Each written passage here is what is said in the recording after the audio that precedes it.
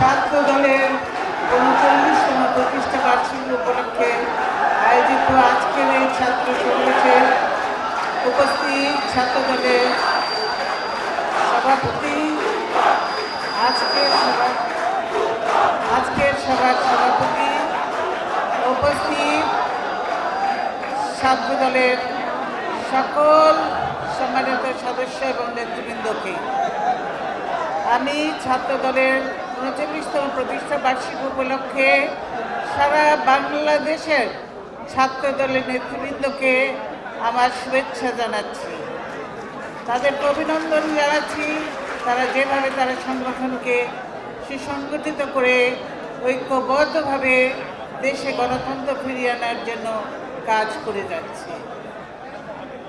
আমি বলতে চাই যে আজকে দেশে গণতন্ত্র নেই, আজকে দেশে জনগণের নির্বাচিত সরকার নেই, আজকে ক্ষমতায় যারা আছে তারা হলো অবৈধ।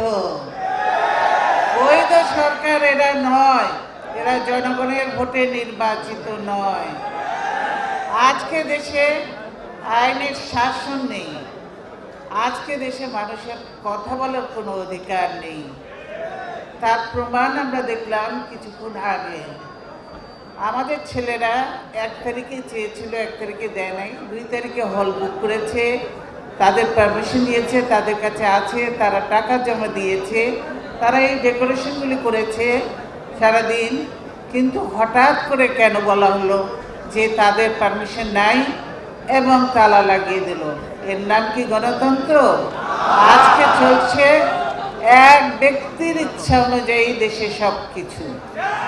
কাজে আজকে এক ব্যক্তির ইচ্ছা অনুযায়ী সব কিছু চলছে বলেই আসলে কিছুই চলছে না, কোনো কিছুই দেশে চলছে না। দেশ আজকে অচল, দেশ আজকে সামনের দিকে না যেয়ে পেছনের দিকে যাচ্ছে। অবক্ষয় হচ্ছে, মানুষের অবক্ষয়। আর এর জন্য দায়ী হলো এই আওয়ামী লীগ। আওয়ামী লীগ যতবার ক্ষমতায় এসছে তখনই এই দেশে মানুষের অধিকার কেড়ে নিয়েছে, মানুষের উপরে অত্যাচার বেড়েছে, গুম নির্যাতন করেছে, দ্রব্যমূল্য বৃদ্ধি পেয়েছে এবং মানুষের জানমালের স্বাধীনতা হরণ করেছে। এই হলো আওয়ামী লীগ। এই আওয়ামী লীগকে দেশের মানুষ কখনো বিশ্বাস করে না।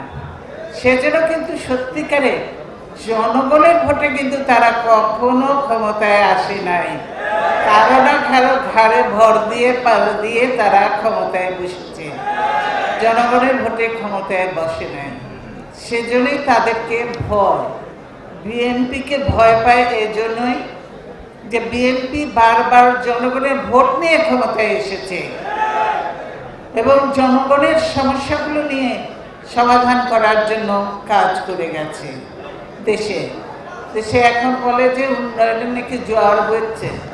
আমরা দেখি এইদিকে উন্নয়ন করছে আর ওইদিকে আসলে তাদের ওই যে পকেটের মধ্যে এখন জোয়ার বইছে, তাদের এমন লুটপাট শুরু হয়েছে যে সেখানেই জোয়ারটা বইছে। আসলে দেশে উন্নয়নের কোনো জোয়ার নেই।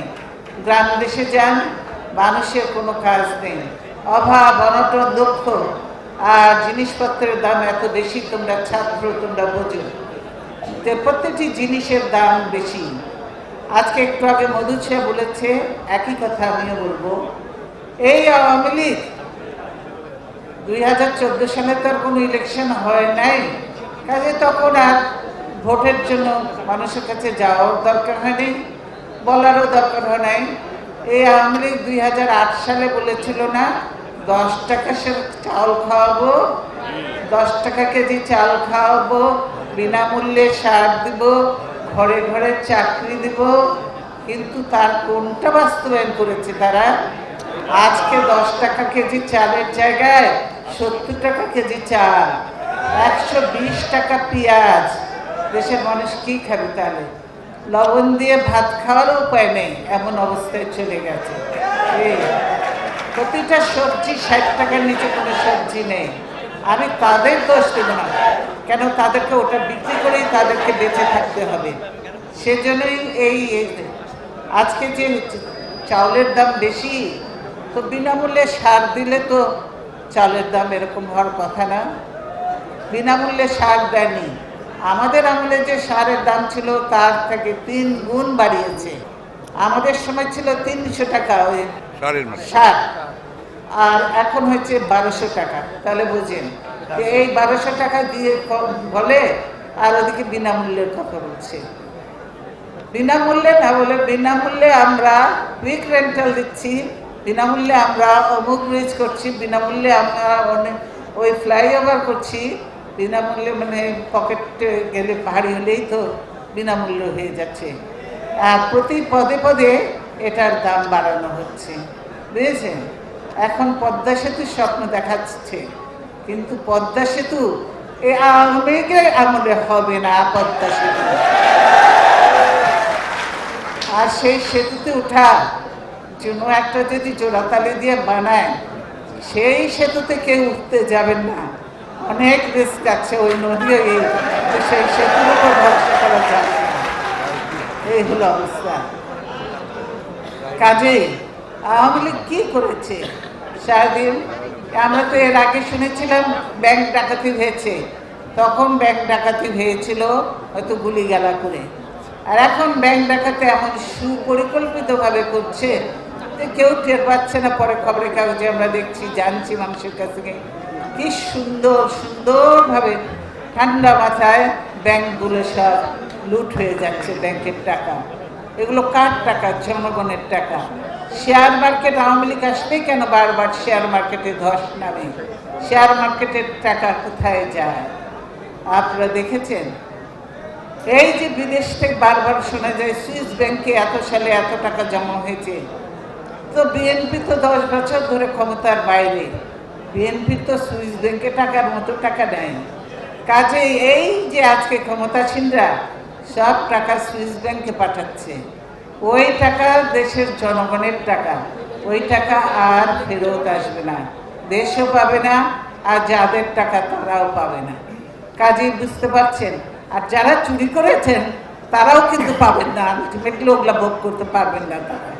এই হলো অবস্থা।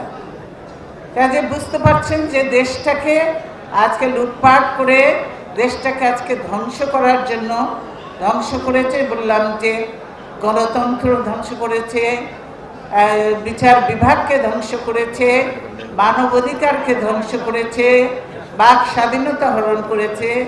আজকে জনগণের খেয়ে পরে বেঁচে থাকার অধিকারটুকু শেষ করে দিয়েছে।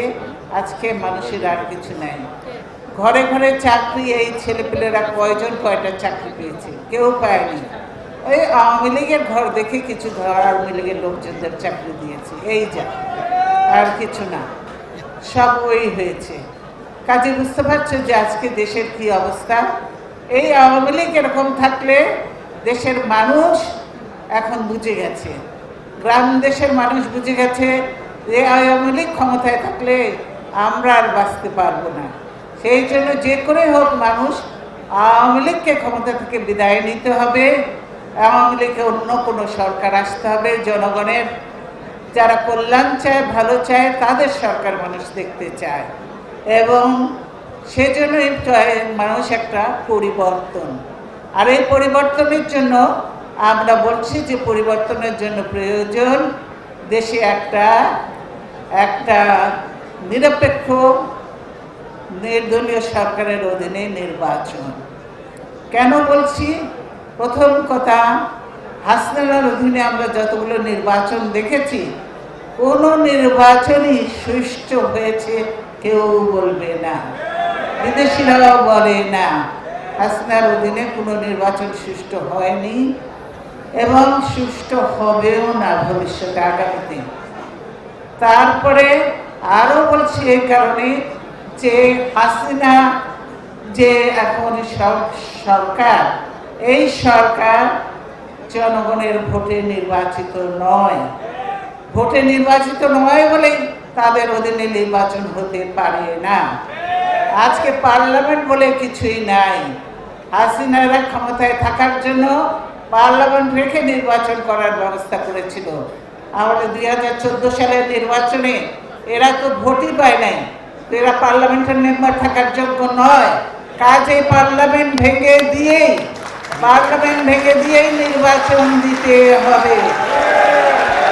এই পার্লামেন্ট থেকে নির্বাচন হবে না, আর হাসিনার অধীনেও নির্বাচন হবে না। আমরা বিএনপি, আমরা নির্বাচনের দল, আমরা নির্বাচন করব। ওই বাইরে রাখতে চেলেই রাখা যাবে না, নির্বাচন করব আমরা, সেই ব্যবস্থা করতে হবে। নির্বাচন হবে,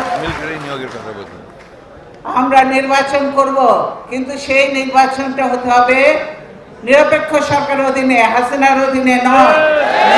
সেই নির্বাচনে এদেশে হবে, কারণ সারা পৃথিবী বুঝে গেছে যে হাসিনার অধীনে কোনো নির্বাচন সুষ্ঠু হয়নি, হবে না, সেটা মানুষে বুঝেছে। তাই ছাত্র দলের নেতৃবৃন্দকে বলবো যে তোমাদেরকে আরো সুশৃঙ্খল হতে হবে, ঐক্যবদ্ধ হতে হবে, এবং দলে যাকে যেখানে যে দায়িত্ব দেওয়া হবে সেই দায়িত্ব তোমরা সুন্দরভাবে যে তিনটা জিনিস তোমাদের মনে রাখতে হবে, যেটা আওয়ামী লীগের মধ্যে নাই কিন্তু আমাদের মধ্যে আছে, তোমাদের মধ্যেও আছে, থাকতে হবে। ঐক্য, ঈমান, শৃঙ্খলা, তিনটা জিনিস অত্যন্ত জরুরি। ঈমানও ঠিক রাখতে হবে, শৃঙ্খলা ঠিক রাখতে হবে, আর ঐক্য ঠিক রাখতে হবে, তাহলে সব কিছু জয় করা সম্ভব হবে। বুঝেছো? আমরা শুধু স্লোগান দিলে হবে না।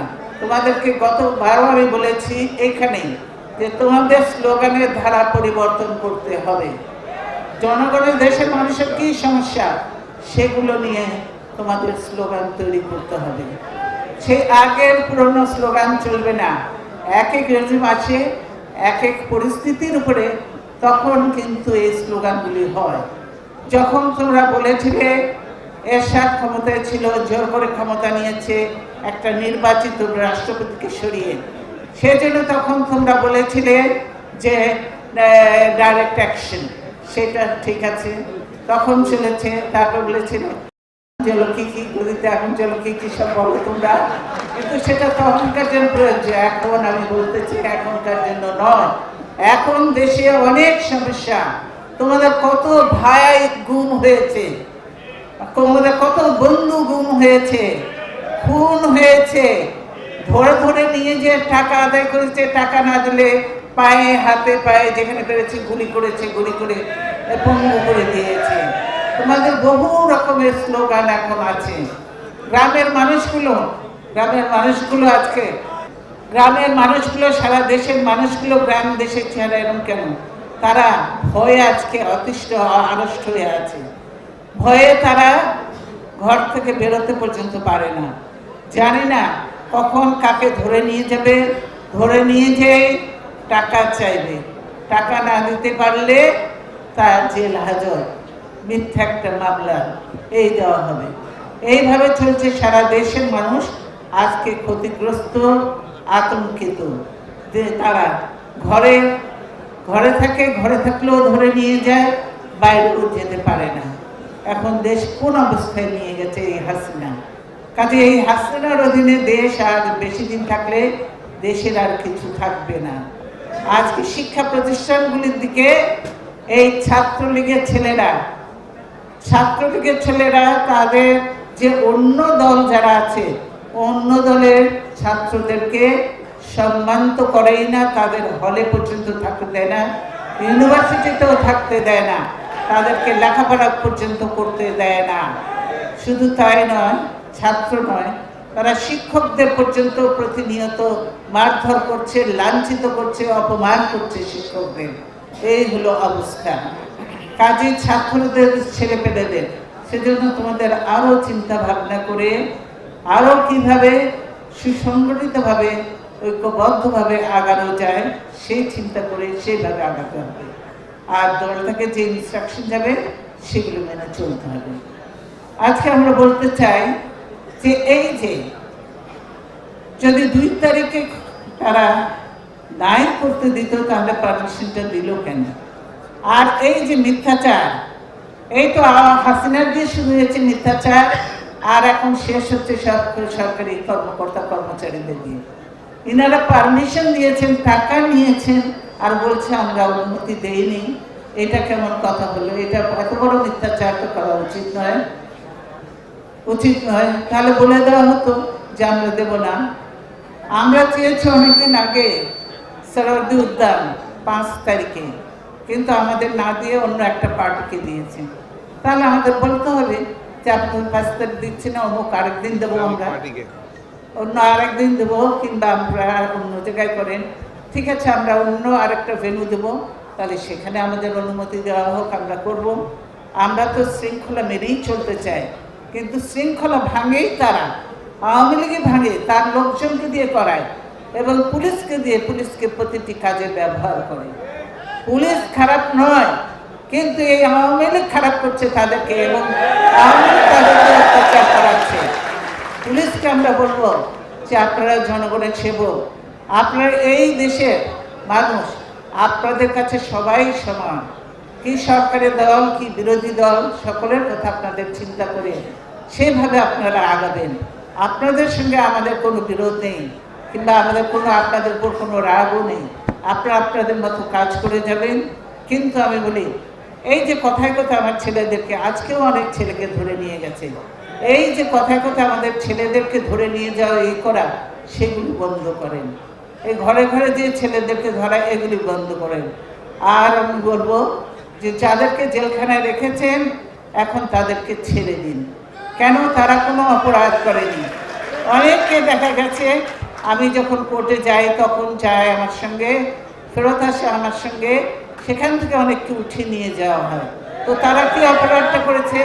তারা তো কিচ্ছু করেনি, কোনো অপরাধ করেনি। তারা বেশি হলে স্লোগানটাই দিয়েছে, তারা কোনো অপরাধ করেনি। তাহলে তাকে কিসের জন্য জেলে নেওয়া হবে? তাহলে কি বাংলাদেশটা আজকে কারাগার বানিয়ে ফেলেছে? আজকে বাংলাদেশটা, পুরো বাংলাদেশটা আজকে কারাগার হয়ে গেছে। এই কারাগারে খালি মুক্ত হলো আওয়ামী লীগ, হাসিনা, আর আমরা সবাই বন্দী। আমরা সবাই বন্দী, এই অবস্থার মধ্যে দেশকে নিয়ে গেছে। প্রিয় ভাই ও বোনেরা, আমরা বলি যে দেশে যে গণতন্ত্র নেই, তার প্রমাণ তো হাসিনা বারবার দিয়েছে। আমাদের কথা বলতে দেয় না, যখন তখন আমাদের অফিসে যে নানা রকম ঝামেলা করে, হামলা করে, ইয়ে করে, দেখেছেন আমাদের নেতৃবৃন্দকে ধরে নিয়ে যায়। এছাড়াও যেখানে মানুষের ভরসা ধরে নিয়ে যাবে, সেখান থেকে ছাড়া পাবে, এই যে বলেন যে হাইকোর্ট, সুপ্রিম কোর্ট, এখানেও তো এখন হাসিনার অত্যাচার শুরু হয়ে গেছে। আজকে প্রধান বিচারপতিকে আজকে অস্ত্রের মুখে তাকে ক্ষমতা থেকে, তাকে তার অফিস থেকে বাধ্য করেছে বাড়িতে নিয়ে বন্দি করে, গৃহবন্দী করে রাখতে। তারপরে তাকে বলেছে, সেটাতেও তার স্বস্তি হয় না, তারপরে তাকে বলেছে যে তাকে দেশ ছেড়ে চলে যেতে। দেশ ছেড়ে চলে যেও শান্তি পাচ্ছে না, সেই জন্য সেখানে তখন লোক পাঠিয়েছে, সেখানে অস্ত্রের জোরে তারে অন্যায়ভাবে তাকে জোর করে তার থেকে পদত্যাগ আদায় করেছে। কিন্তু সেটাও বৈধ হবে বলে মনে হয় না। এগুলোরও আল্লাহ তাআলা আছেন, দেখছেন, সময় মতো বিচার করবেন। কিন্তু সেই অপেক্ষায় দেশে মানুষ আছে বলে আজকে বিচার বিভাগটাকেও তারা শেষ করে দিচ্ছে। আজকে আমাদের লোকজন খালি কোর্টের বারান্দায় সবাই চলাফেরা করছে, কিন্তু সেখান থেকে মুক্তি পায় না, যখন তখন তাকে গ্রেফতার করা হচ্ছে। আচ্ছা, আপনারা বলেন যে একটা মানুষ জেলখানায় থেকে তার নামে কি করে মামলা হয়? যে গাড়ি পোড়ানো বা আগুন দেওয়ার মামলা কি করে হতে পারে? কারণ যে তার নামে ওয়ারেন্ট ইস্যু হয়ে যায়, তাদের নামে হয়ে যায়, কি বললো ওটা, চার্জশিট দিয়ে দেওয়া হয়। চার্জশিট দিয়ে দেওয়া হচ্ছে, তারপরে না হাজিরা দিলে ওয়ারেন্ট হবে, হবে। আজকে কেন এই রিজভি গেছিল আজকে হাজিরা দিতে, তার নামে চার্জশিট দিয়ে দিয়েছে। রিজভি বলে যে যখন ওই যে সময় আন্দোলনের সময়, তখন রিজভিকে ধরে নিয়ে গেছিল, জেলে ছিল, সেই সময় কি ঘটনা ঘটেছে সেটাতে রিজভিকে আসামি করে দিয়েছে। রিজভিকে, আমাকে, আরো অনেককে আসামি করেছে। তো কিসের জন্য? আমি বন্দি আওয়ামী লীগের সব পুলিশ দিয়ে আওয়ামী লীগ বন্দি করে রেখেছে, বালির ট্রাক, কাঠের ট্রাক, ময়লার ট্রাক, সব কিছু দিয়ে বন্দি। আমি বন্দি, সেখানে আমার নামে মামলা দেওয়া হয়েছে, আর সব বিদ্যুৎ টিদ্যুৎ সব কেটে দিয়েছে, মামলা দেওয়া হয়েছে। তবে তাহলে আওয়ামী লীগ যে এত আমরা করবো না, আমরা মাফ করেছি বলেছি, কিন্তু আওয়ামী লীগ যে এখন এত খারাপ খারাপ কাজগুলো করছে, এর বিচার তো আল্লাহ তাআলা করবে, আল্লাহ তাআলা তরফ থেকেই হবে, আমাদের আর কিছু করতে হবে না। কারণ যে তারা চুরি থেকে আরম্ভ করে, মানুষ খুন করা থেকে আরম্ভ করে, মানুষ গুম করা থেকে আরম্ভ করে সব কিছু করছে। তাই প্রধান বিচারপতি চাকরিরত অবস্থায় কিভাবে তার কাছকে জোর করে তার কাছ থেকে ইস্তফা আদায় করা হয়েছে, বিদেশে যেয়ে বিদেশ থেকে তার ইস্তফা আদায় করা হয়েছে, কিন্তু এখন পর্যন্ত কোনো প্রধান বিচারপতি নিয়োগ দেওয়া হয় নাই। কারণ যে এখনো মতলবটা তাদের ভালো নয়, সেজন্যই। কিন্তু মধু সাহেব বলেছে যে একদিনও নাকি খালি রাখা যায় না প্রধান বিচারপতির পদ। কাজে আমরা বলতে চাই যে হাসিনা যা চাইবে সেটা না করলেই তাকে ক্ষমতা থেকে বিদায় নিতে হবে, তার নামে মামলা হবে, তাকে জেলে যেতে হবে, তাকে অত্যাচারিত হতে হবে। এই হলো অবস্থা। যদি এক ব্যক্তি সব কিছু করে, তাহলে এই এক ব্যক্তি শাসন তো এই দেশে চলতে পারে না। এই জন্য তো এদেশের মানুষ যুদ্ধ করে নাই। এদেশের মানুষ যুদ্ধ করেছিল যে পাকিস্তানিরা যখন আমাদের গণতান্ত্রিক অধিকার দিচ্ছিল না, সেই অধিকার ফিরিয়ে আনার জন্যই তো এদেশের মানুষ যুদ্ধ করেছিল, গণতন্ত্রের জন্য, এই সংসদীয় গণতন্ত্রের জন্য যুদ্ধ করেছিল। কিন্তু আজকে সেই অধিকার তারা কেড়ে নিয়েছে। যে অত্যাচার তারা করেছিল তার থেকে বহুগুণ বেশি অত্যাচার করছে এই হাসিনা আওয়ামী লীগ। আওয়ামী লীগ তার থেকে বহুগুণ বেশি অত্যাচার করছে। আজকে দেখেছেন তারা কিভাবে করছে। নিজেরাই সবকিছু, নিজেরাই বিভিন্ন জায়গায় বোমা রাখে, নিজেরা বিভিন্ন জায়গায় অস্ত্র রাখে, রেখে কারো যাকে ইচ্ছা তার নামে মামলা দিয়ে তাকে ধরে নিয়ে যে মামলা দিয়ে দেয়। আর একটা জিনিস পেয়েছে, জঙ্গি। জঙ্গি, হ্যাঁ, জঙ্গি সৃষ্টি কারা করেছিল? এই হাসিনা আওয়ামী লীগ, তাদের সৃষ্টি জঙ্গি। তাদের সৃষ্টি হলো জঙ্গি। আমরা যখন ক্ষমতায় ছিলাম তখন এই হাসিনা আওয়ামী লীগ জঙ্গি সৃষ্টি করেছিল। কে ছিল জঙ্গিদের নেতা? বরকটের নেতা শাইখ আব্দুর রহমান, বাংলা ভাই, সব তাদের আত্মীয় স্বজন, জ্ঞাতি গোষ্ঠী। কাজে এই জঙ্গি তো তারা সৃষ্টি করেছে। জঙ্গি কথায় কথায় কিছু হলে জঙ্গির ভয় দেখায়। জঙ্গি বাংলাদেশের মানুষ নয়। বাংলাদেশের মানুষ অত্যন্ত শান্তিপ্রিয়, তারা শান্তি চায়, তারা শান্তিতে থাকতে চায়, তারা চায় না জঙ্গি হতে চায় না। কিন্তু তাদেরকে মিথ্যে দিয়ে, মিথ্যে অপবাদ দিয়ে তাদেরকে জঙ্গি বানানো হচ্ছে, জঙ্গি বানাচ্ছে তারা। তাদের নাম দিয়ে বিদেশিদের কাছে জঙ্গি দেখানো হচ্ছে। দাড়িওয়ালা লোক হলেই, টুপিওয়ালা লোক হলেই সে জঙ্গি হয়ে যায়। একটা লোককে ধরে নিয়ে যদি 1 মাস রাখা যায় ছেলেকে, তাহলেই তো তার দাড়িটাই বড় হয়ে যাবে, তার চেহারা অন্যরকম হয়ে যাবে, তাকে ঘুমাতে দেবে না, ঠিক মতো খেতে দেবে না, তাহলে তাকে জঙ্গি বানানো অতি সহজ। এই কাজগুলি তারা করছে এখন প্রতিনিয়ত। মানুষ ধরে নিয়ে যাচ্ছে, বন্দি করে রেখে দীর্ঘদিন বন্দি থাকছে। অনেকের খবর পাওয়া যায়, অনেকের কোনো খবরই পাওয়া যায় না। অনেককে আবার কোনো রকম ছেড়ে দেয়, দিয়ে তাদের বলে দেয় যে মুখটা বন্ধ রাখবে, মুখ করলে এরপরে আর ফেরত আসতে পারবে না। সেই জন্য কিন্তু তারা এসে কথা বলতে চায় না, তারা একটা ভীতির মধ্যে থাকে, কথা বলতে চায় না। তাই এই জন্যই তারা এই কাজগুলি করে, মানুষ ধরে নিয়ে যায়, তারপরে তারা তাদেরকে জঙ্গি সাজায়। কাজে আওয়ামী লীগ কি জিনিস এটা বুঝেছেন। আজকে আমরা বলি যারা আওয়ামী লীগের সঙ্গে আছেন বা থাকবেন, তারা একদিন দেশের মানুষের কাছে গণতন্ত্র এবং রাষ্ট্রের বিরুদ্ধে যে কাজগুলি করছে, রাষ্ট্রদ্রোহ মামলা, তাদের বিরুদ্ধেই দেশের মানুষ করবে। তারা সব কাজগুলি রাষ্ট্রের বিরুদ্ধেই করছে। যে কাজগুলি হচ্ছে এই দেশের মানুষকে, এতগুলো মানুষকে খুন করা, গুম করা, অত্যাচার করা, এবং মানুষকে যেভাবে আজকে তাদের কর্মসংস্থান না সৃষ্টি করে শুধু দলীয় লোক সৃষ্টি করা, আজকে মেধা, দক্ষতা, তাদের কাজের যোগ্যতার কোনো কিছু বলাই নেই। নিজের ইচ্ছা মতো প্রমোশন হবে, দলীয় লোক আওয়ামী লীগের লোক হলে হবে, তাদের দেশীয় লোক হলে হবে, তাছাড়া অন্য কেউ হবে না। হাজার ভালো হোক, তারা যাদের হাজার তারা সৎ হোক, কিন্তু হবে না। আর সৎ মানুষের জায়গা আওয়ামী লীগের আমলে নাই। এখানে সৎ মানুষ হলেই তাকে বেশি করে তাকে অত্যাচার সহ্য করতে হবে। এই হলো অবস্থা। কেন আওয়ামী লীগ সবাইকে অসৎ বানিয়ে দেয়? কি করে জানেন? সবাইকে বলে তাদের যেগুলো আছে বিভিন্ন জন, তাদেরকে বলে দুর্নীতি করার সুযোগ করে দেয়।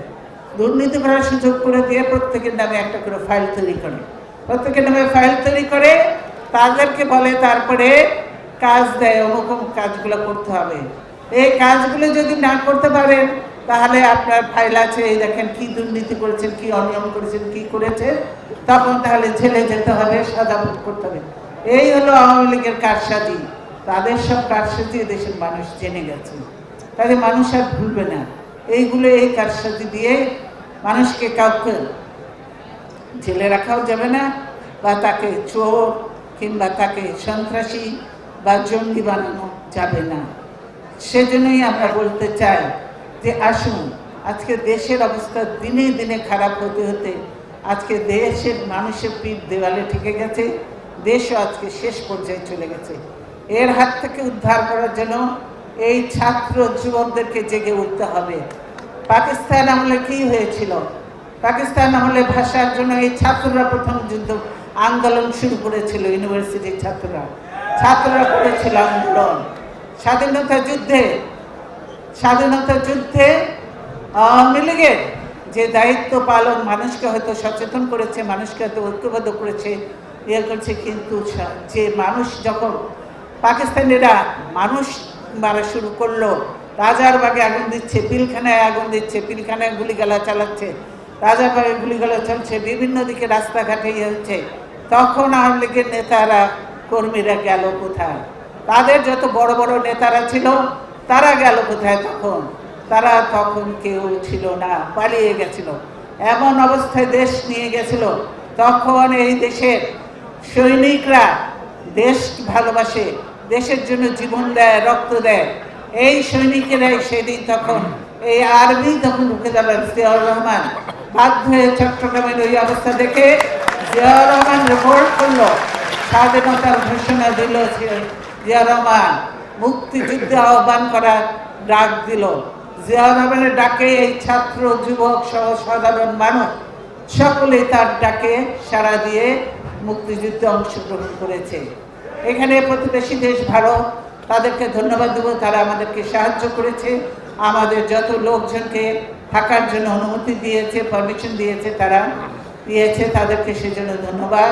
মনে রাখবো আমরা বন্ধু হিসেবে সবসময়, কাজে আমরা তাদেরকে বন্ধুর মতো দেখতে চাই, আমরা তাদের সঙ্গে বন্ধুত্ব চাই, আমরা ভালো সম্পর্ক চাই।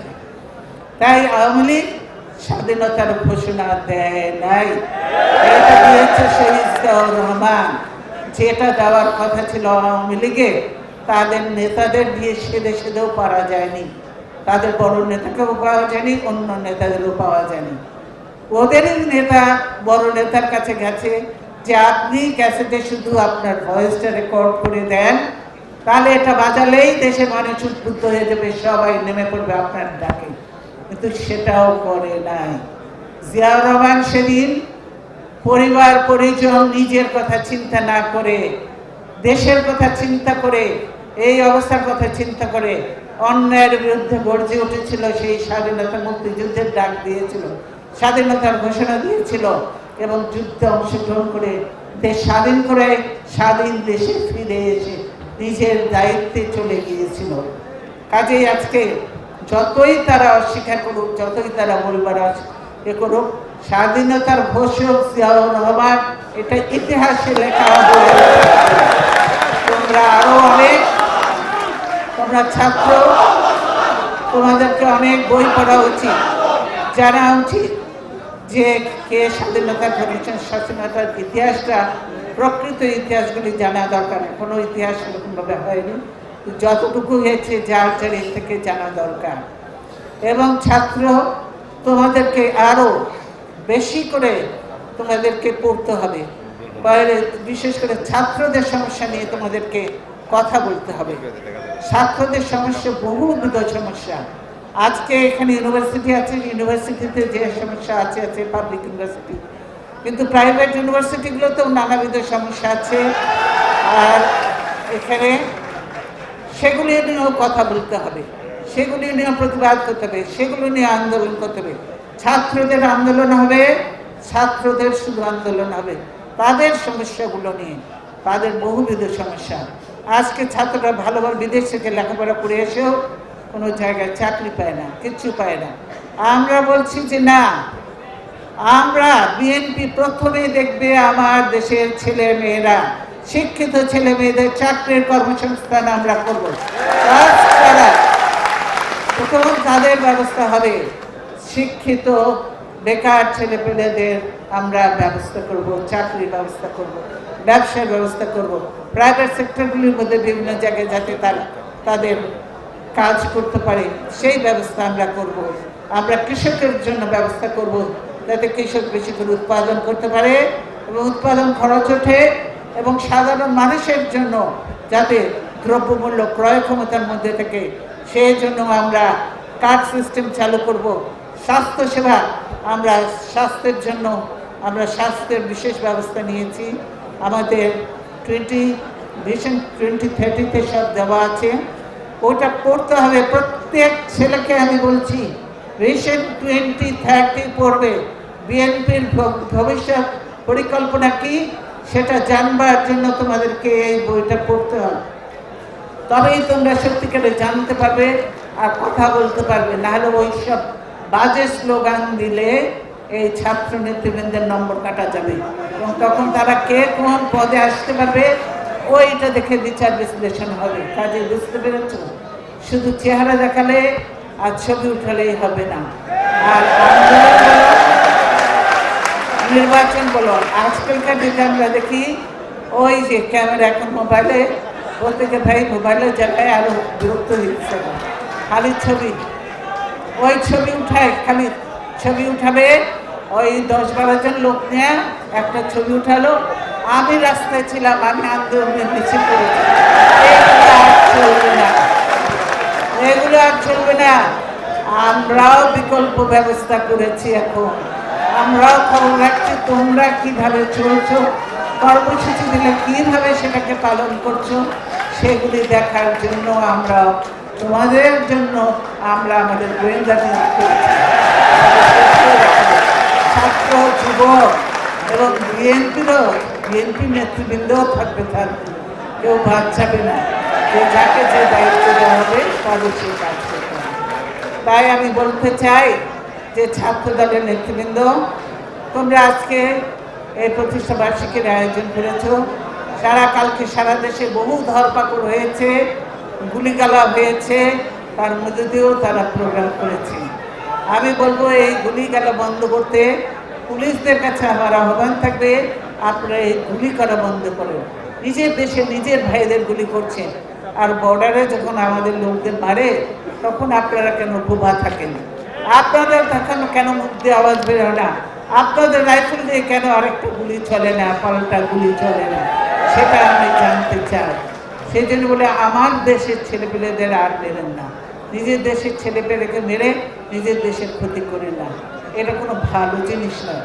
আপনারাও ছেলেপেলে আছেন, আপনারাও ছেলেপেলের ভাই, বাবা, বোন, সব কিছু আপনারা।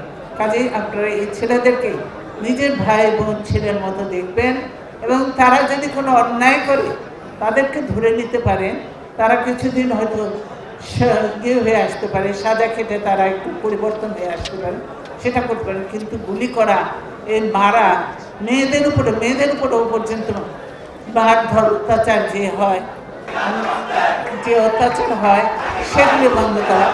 আজকালকার মেয়েরাও কম নয়, পিছিয়ে নেই। মেয়েরা আজকাল রাস্তায় মিছিল করছে, মিটিং করছে। মহিলা দল আজকে সুসংগঠিত, সারা দেশের সুসংগঠিত ঐক্যবদ্ধ তারা তাদের প্রোগ্রাম করছে।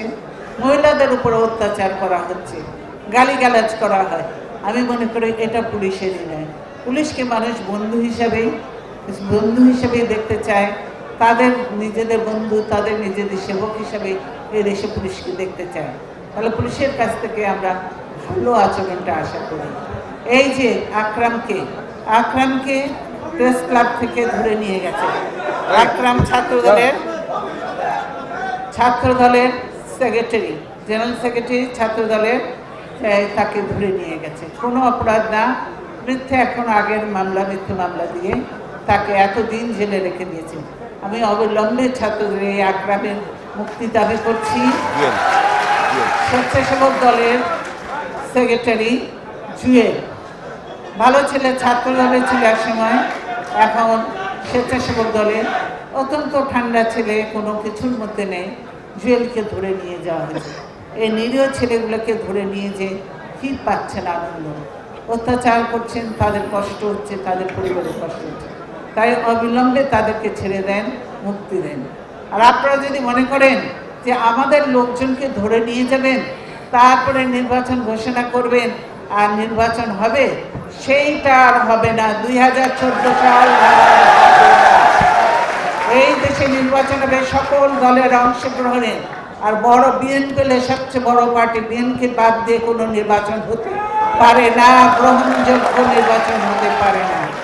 তাই আমি আমার বক্তব্য দীর্ঘায়িত না করে তোমাদেরকে ধন্যবাদ জানাবো। তোমরা সমাবেশের জায়গা হয় না, সবাই দাঁড়িয়ে দাঁড়িয়ে এতক্ষণ ধরে সকাল থেকেই ছিলে।